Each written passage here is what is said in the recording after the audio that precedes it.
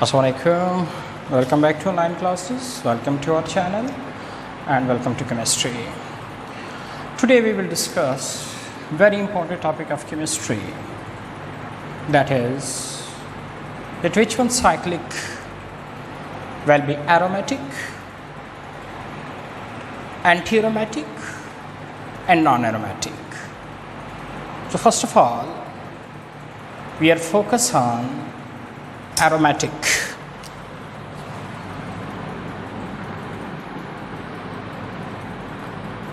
बेटे याद रखें, मेरा अगर इसके पहले जो लेक्चर है वो अगर आप लोग देख लें तो मैंने बताया था कि जो साइक्लिक कंपाउंड है वो दो तरह के होते हैं। एक को हम होमोसाइक्लिक कहते हैं और दूसरे को हम हेट्रोसाइक्लिक कहते हैं। अब होमोसाइक्लिक और heterocyclic is further three types: aromatic, non-aromatic and anti-aromatic. But आप लोग कैसे डिसाइड करेंगे, आप लोग कैसे पहचानेंगे कि कौन सा साइक्लिक एरोमेटिक है, कौन सा नॉन है और कौन सा एंटी है? फॉर एग्जाम्पल, कोई भी बंदा अगर आपको एक साइक्लिक कंपाउंड दे और फिर आपसे ये पूछे कि जी बताए ये एरोमेटिक है, नॉन एरोमेटिक है या एंटी एरोमेटिक है, तो फिर आप लोग कैसे पहचानेंगे that cyclic compound is aromatic, non aromatic और anti aromatic? So let me explain what is aromatic. बेटे जब आप लोग एरोमेटिक सीखेंगे कि जी एरोमेटिक क्या है, तो उसमें हम थोड़ा सा चेंज करेंगे, ज़्यादा नहीं, थोड़ा सा, वो नॉन प्लस एंटी बन जाएगा। लेकिन पहले आप लोग देखें कि कौन सा साइक्लिक कंपाउंड एरोमेटिक होता है। बेटा एरोमेटिक के बारे में पहला कंसेप्ट ये था, इनिशियली जब एरोमेटिक कंपाउंड डिस्कवर्ड हो गए तो एरोमेटिक के बारे में कंसेप्ट था कि हर वो cyclic compound is aromatic which is aroma, which is aroma, and aroma means fragrance, खुशबू। मतलब हर वो compound will call aromatic compound which is fragrance, which have fragrance, मतलब जिनकी खुशबू हो। और इनिशियली ऐसे बहुत सारे कंपाउंड थे जो फ्रेगनेंस थे, उसको ये एरोमेटिक कहते थे। फॉर एग्ज़ाम्पल अगर आप नेफ्थलीन ज़रा फोकस कर दे, नेफ्थलीन को या इसके नेफ्थलीन मशकपूर जिसको कहते हैं, वो जो वाइट टेबलेट्स होते हैं मशकपूर, नेफ्थलीन, दे आर एरोमेटिक। लेकिन उसकी अगर आप स्मेल चेक कर दे तो वाकई दे आर फ्रेगनेंस। तो हर वो कंपाउंड एरोमेटिक कहलाते थे जिनकी खुशबू हो, जो एरोमा हो, क्योंकि एरोमेटिक की ग्रीक वर्ड से निकला है एरोमा, जिसका मतलब फ्रेगनेंस होता है। लेकिन बाद में बेटा ये काज ऑफ नेम रिजेक्ट हुआ। कैसे रिजेक्ट हुआ? क्योंकि ऐसे बहुत सारे कंपाउंड आ गए जो एरोमेटिक थे बट उनकी कोई खुशबू नहीं थी, मतलब they are not, they have no fragrance. हाँ, और बहुत सारे ऐसे कंपाउंड भी आ गए जिनकी खुशबू थी, they have a fragrance but they are not aromatic. तो इसी वजह से यही काज ऑफ नेम एरोमेटिक के बारे में फिर रिजेक्ट हुआ। फिर साइंसदान बैठ गए और उन्होंने सोचा कि फिर ऐसे कौन से कंपाउंड्स को हम एरोमेटिक कहें, क्योंकि ये जो फ्रेगनेंस वाले रीज़न है, फ्रेगनेंस वाली रीज़न है वो तो रिजेक्ट हो गई, क्योंकि ऐसे बहुत सारे कंपाउंड आ गए जो फ्रेगनेंस है but they are not aromatic, और बहुत सारे ऐसे भी जो फ्रेगनेंस नहीं है बट दे आर एरोमेटिक। तो फिर बेटा बाद में साइंसदानों ने सोचा और कहा कि जी वो कंपाउंड बस एरोमेटिक होंगे जिनमें ये 5 कंडीशंस हो। मीन्स वो compound will called aromatic compound जिसमें ये 5 बातें, ये 5 कंडीशंस पाए जाते हो। Number 1, those aromatic, number 1 condition which is cyclic, have conjugation,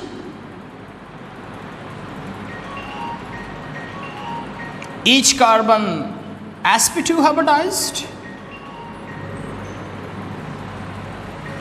planar, and one is very most important condition for aromatic, which is obey Huckel rule. Very important condition for aromatic, obey Huckel rule. What is Huckel rule? 4n plus 2 and 2 pi electron, that is Huckel rule. बाद में मैं ज़रा explain करता हूँ कि जी हक्कल rule क्या है। तो बेटा वही कंपाउंड एरोमेटिक कहलाते हैं जिस कंपाउंड में ये सारी बातें मौजूद हो। हाँ, अगर इनमें से कोई एक बात भी एब्सेंट हुआ तो याद रखिए बेटा वो कंपाउंड एरोमेटिक नहीं होगा। एरोमेटिक वो होते हैं जिसमें ये सारी बातें मौजूद हो। और सबसे पहले मैं आप लोगों को बहुत इंपॉर्टेंट बात बताने वाला हूं। सबसे पहले यही पांचों कंडीशन जिस कंपाउंड्स में देखे गए, दैट इज बेंजीन। सबसे पहले जिस कंपाउंड्स में ये सारी बातें मौजूद थे, that is benzene.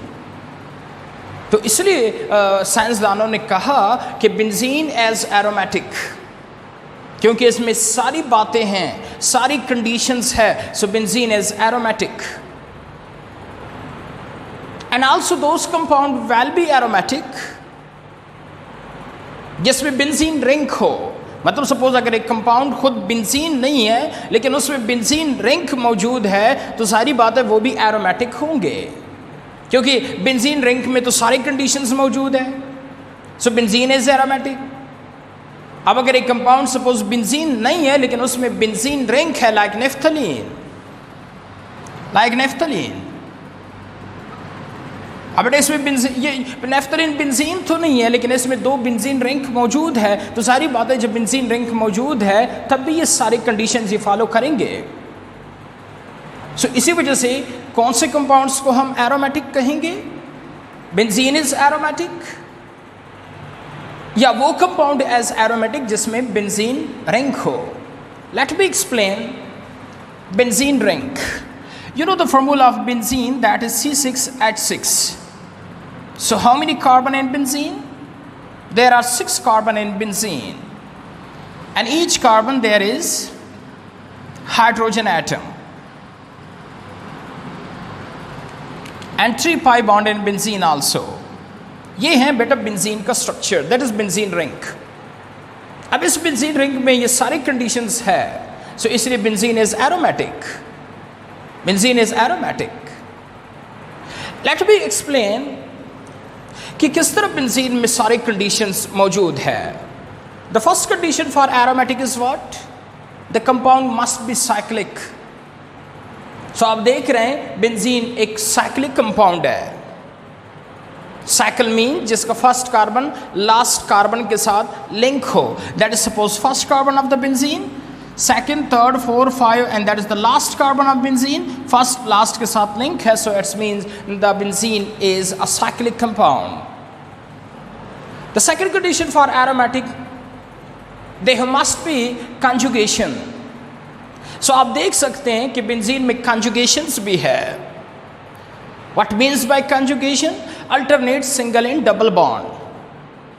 Single double bond जब अल्टरनेट हो इसको कंजुगेशन बोलते हैं। ज़रा फोकस कर दे। For example double single double single double single double single, इसको कंजुगेशन बोलते हैं। Alternate single and double bond, single के बाद डबल, डबल के बाद सिंगल, मतलब सिंगल जब डबल बॉन्ड अल्टरनेट हो दैट इज कंजुगेशन। तो वो चीज़ भी बेंजीन में मौजूद है। जो तीसरा कंडीशन फॉर एरोमेटिसिटी है दैट इज कि the each carbon must be sp2 hybridized. अब बेटा फर्स्ट ईयर में आप लोगों ने बहुत बड़ा टॉपिक था, एक हाइब्रिडाइजेशन आप लोगों ने पढ़ा था कि जी there are 3 types of hybridization, sp, sp2 and sp3। मैंने sp और sp3 पे फोकस नहीं करना, we only focus now on sp2 hybridization. For aromaticity there is a condition that each carbon of the aromatic compound must be sp2 hybridized. अच्छा, आप लोगों को कैसे पता चलेगा? शॉर्ट एक ट्रिक बता दूं कि जी सर ये एटम जो है ये sp हाइब्रिडाइज्ड है, इस कंपाउंड में sp2 हाइब्रिडाइज्ड है या sp3 हाइब्रिडाइज्ड है, आपको कैसे पता चलेगा? इसके लिए एक शॉर्ट ट्रिक बता दूं। बेटा याद रखिए, वो एटम sp2 हाइब्रिडाइज्ड होता है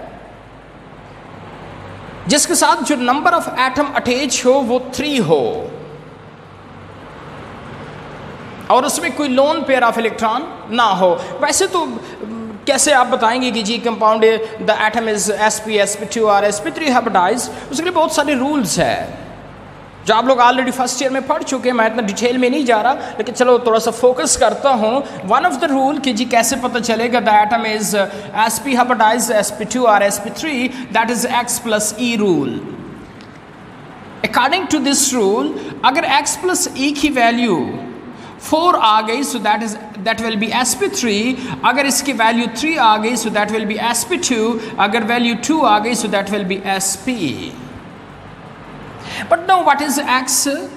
X means number of atom attach.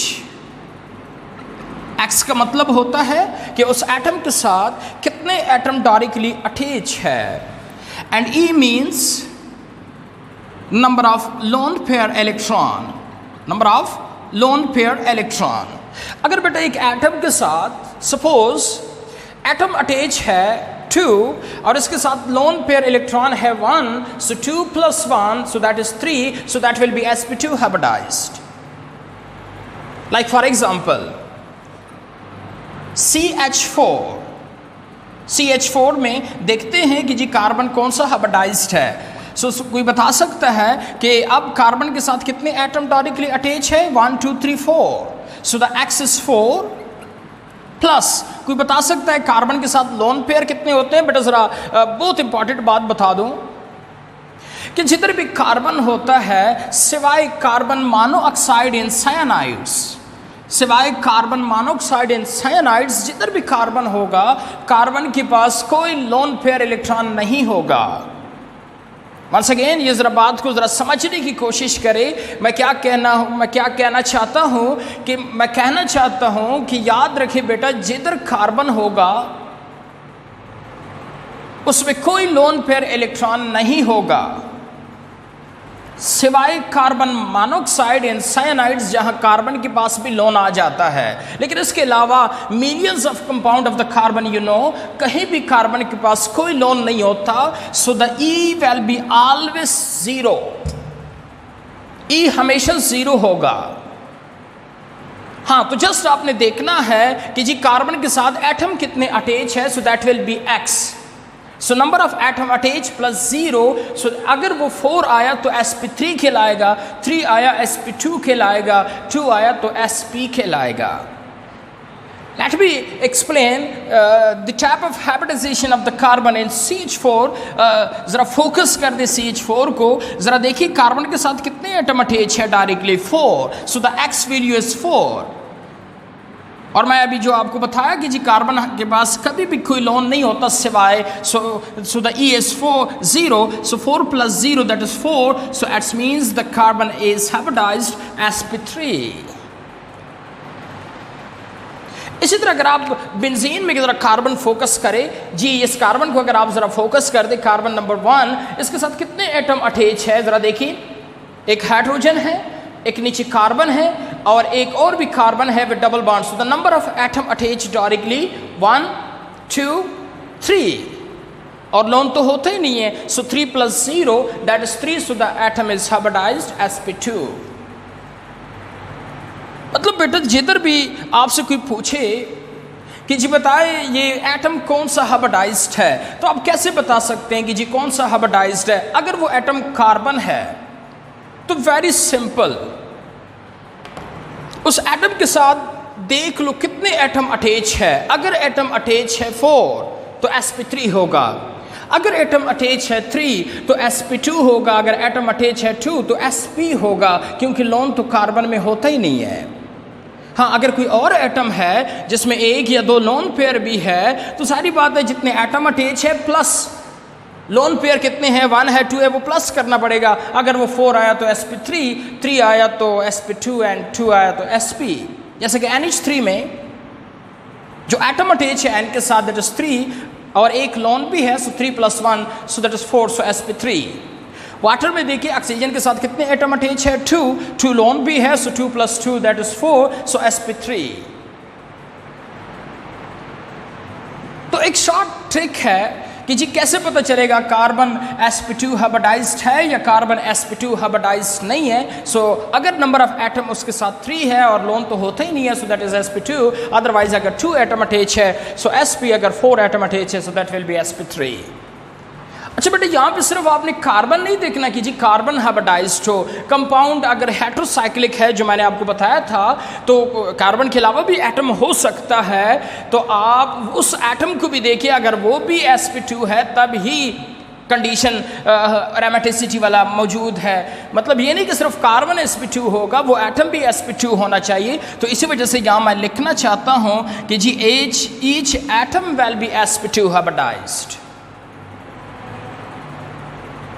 तो कार्बन एंड बेंजीन ज़रा फोकस करते हैं कि जी sp2 है या sp2 नहीं है। आप हर एक एटम ज़रा चेक कर दें X + E रूल से, तो आप कह सकते हैं कि जी each carbon of the benzene is sp2 hybridized. अच्छा, इसके अलावा एक और भी शॉर्ट ट्रिक बता दूं मैं आप लोगों को हाइब्रिडाइजेशंस के बारे में कि जी hybridization of the atom sp है, sp2 है और sp3 है। बेटा देखिए, 2 तरह के बॉन्ड होते हैं, एक को हम सिग्मा बॉन्ड कहते हैं, दूसरे को हम पाई बॉन्ड कहते हैं। एंड यू नो कि pi bond is not a hybrid orbital, कि पाई हाइब्रिड नहीं होता, sigma is hybrid.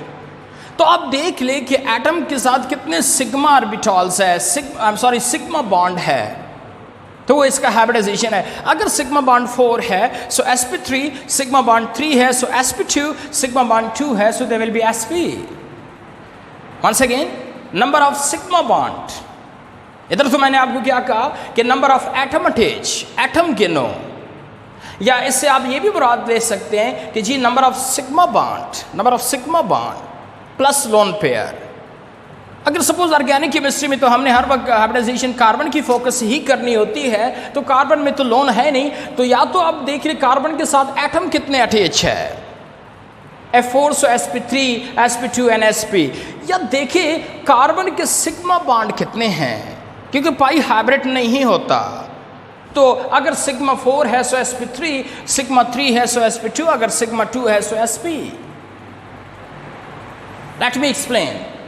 For example यहाँ पे अगर आप फोकस कर दें, कार्बन के 4 बॉन्ड में से कितने सिग्मा बॉन्ड है, 1 2 3 सो sp2, 1 2 3 सो sp2। पाई नहीं होता है हाइब्रिड, तो सिग्मा बॉन्ड जितने होते हैं that is the type of hybridization of the carbon. So तो बड़े इंपॉर्टेंट रूल हो गए कि जी कैसे पता चलेगा कि जी एटम इज sp, sp2 और sp3 हाइब्रिडाइज्ड। अगर एटम कार्बन है तो वेरी सिंपल, या कोई भी एटम हो वेरी सिंपल, उसके sigma bond plus lone pair is 4 so that is sp3। अगर sigma bond plus lone pair 3 सो sp2, अगर sigma bond plus lone pair 2 सो sp। या आप यूँ भी कह सकते हैं कि अगर number of atom attach plus lone is 4 so sp3, if number of atom attach plus lone is s3 so sp2, अगर number of atom attach plus lone is 2 so sp। So for aromaticity, ज़रा वापस आ जाए, aromaticity के लिए शर्त है कि हर atom जो है they must be sp2 hybridised होना चाहिए। तो बेंजीन का हर एटम जो है वो sp2 हाइब्रिडाइज्ड है। हाँ, कल ऐसा ना हो कि आप मुझसे क्वेश्चन कर ले कि सर हाइड्रोजन कौन सा हाइब्रिडाइज्ड है, ये तो sp2 नहीं है। बेटा याद रखिए, फर्स्ट ईयर ज़रा हाइब्रिडाइजेशन ज़रा पढ़े।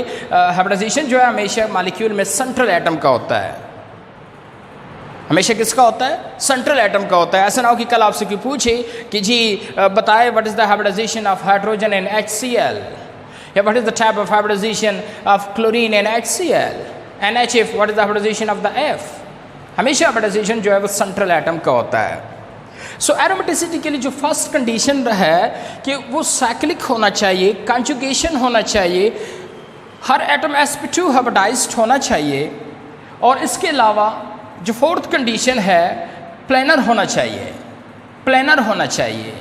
अब आप लोग ये भी क्वेश्चन करेंगे कि सर ये प्लेनरिटी से क्या मतलब है, प्लेनर क्या होता है? बट वैसे तो प्लेनरिटी जो है वो 3 डायमेंशन चाहता है, लेकिन मेरे पास तो चीज़ 2 डायमेंशन है। तो मैं ज़रा आप लोगों को शॉर्ट ट्रिक बता दूं जी, कैसे पता चलेगा कि जी कंपाउंड प्लेनर है या नहीं है। हाँ, अगर कंपाउंड में हर एटम sp2 हाइब्रिडाइज्ड है तो याद रखिए वो प्लेनर ही होगा। हाँ, अगर कोई एटम sp2 नहीं है, sp और sp3 है, तो याद रखिए वो फिर प्लेनर नहीं होगा। वंस अगेन प्लेनरिटी के लिए एक छोटा सा ट्रिक है। प्लेनरिटी के लिए ट्रिक ये है कि अगर हर एटम कंपाउंड का sp2 हाइब्रिडाइज्ड है तो वो प्लेनर ही होगा। अगर एटम sp2 हाइब्रिडाइज्ड नहीं है तो प्लेनर नहीं होगा। वैसे आप लोग डिटेल में जाएंगे कि जी प्लेनर क्या होता है। प्लेनर तो 3 डायमेंशन चाहता है, तब ही एक्सप्लेन हो सकता है कि जी प्लेनर है या नहीं है। एक शॉर्ट सा ट्रिक है कि अगर कंपाउंड का हर एटम sp2 हाइब्रिडाइज्ड है so you will say that is planar. अगर sp2 हाइब्रिडाइज्ड नहीं है तो इसका मतलब प्लेनर नहीं है, क्योंकि फर्स्ट ईयर में आप लोगों ने 3 टाइप्स हाइब्रिडाइजेशन पढ़ा होगा, sp, sp2 और sp3। What is the geometry of the sp? That is linear. And what will the geometry of sp2? That is planar. And geometry of sp3 that is tetrahedral और tetragonal. तो aromatic वो है जो planar हो। और जो last condition for aromatic है, they are very important, very interesting, that is Huckel rule, कि कंपाउंड में हक्कल रूल मस्ट ओबे होना चाहिए। अब ज़रा एक्सप्लेन कर दूं कि जी हक्कल रूल क्या होता है। What is Huckel rule?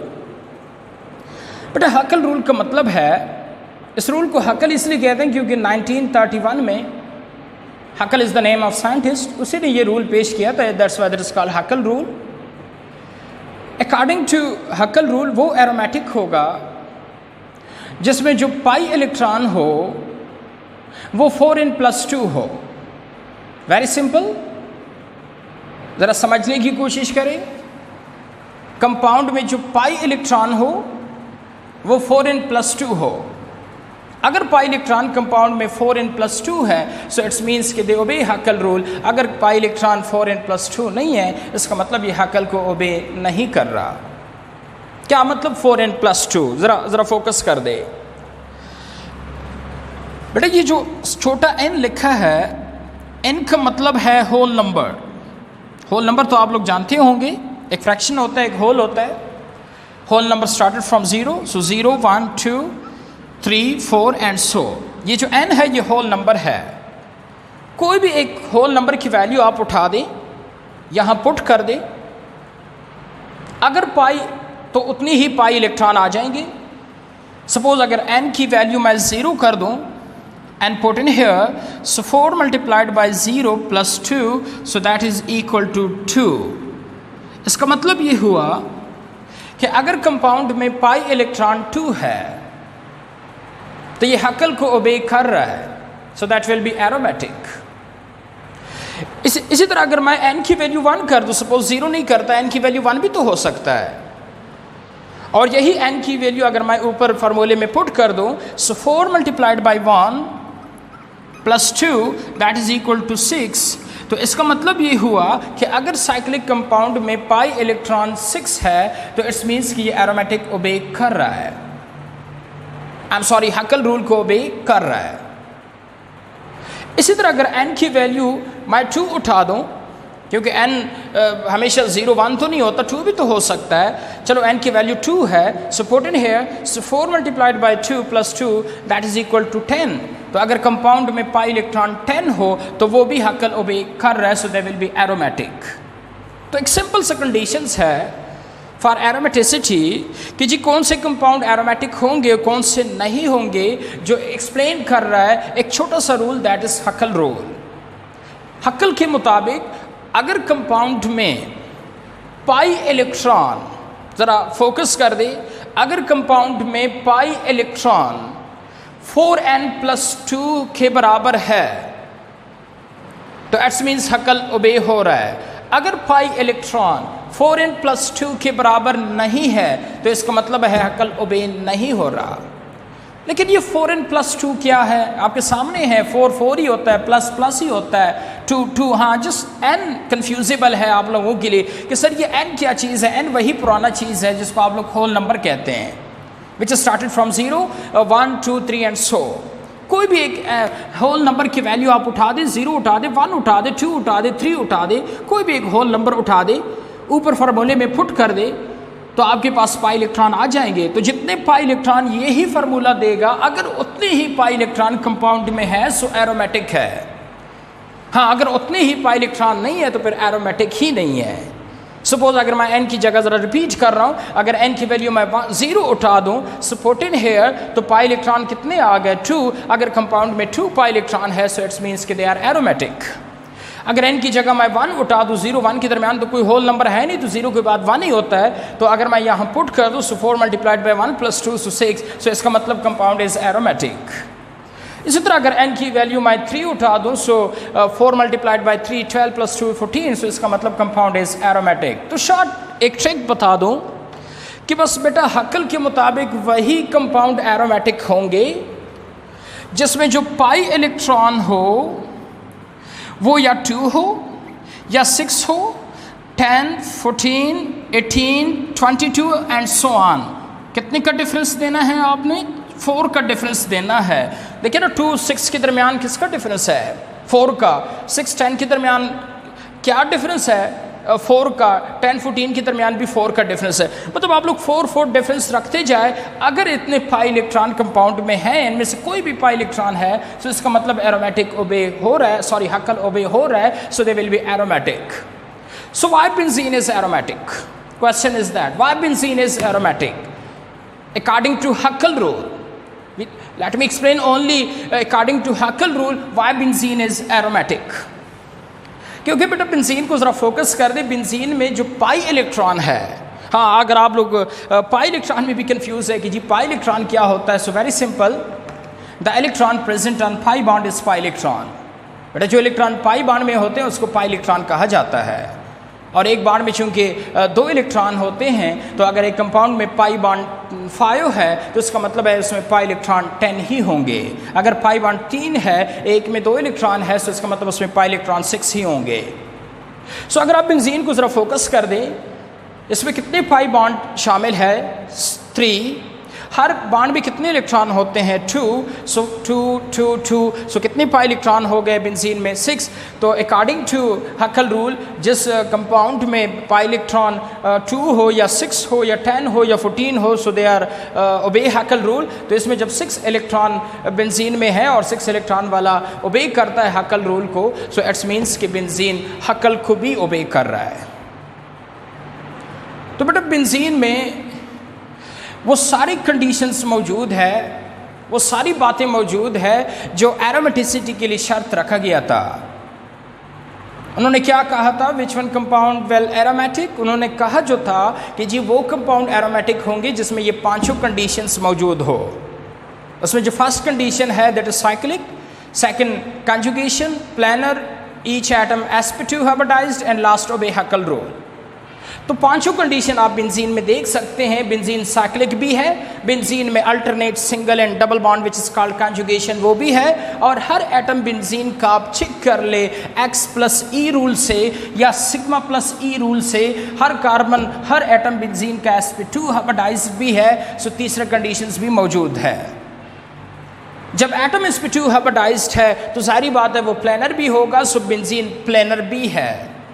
और लास्ट क्या, उसमें पाई इलेक्ट्रॉन 4n+2 है अकॉर्डिंग टू हकल रूल। आप देख ले इसमें पाई इलेक्ट्रॉन 4n+2 है।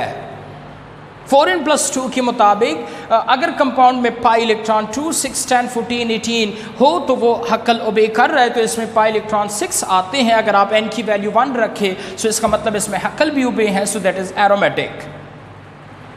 तो बेटा सबसे पहले ये सारी कंडीशन जिस कंपाउंड्स में देखे गए थे वो था बेंजीन।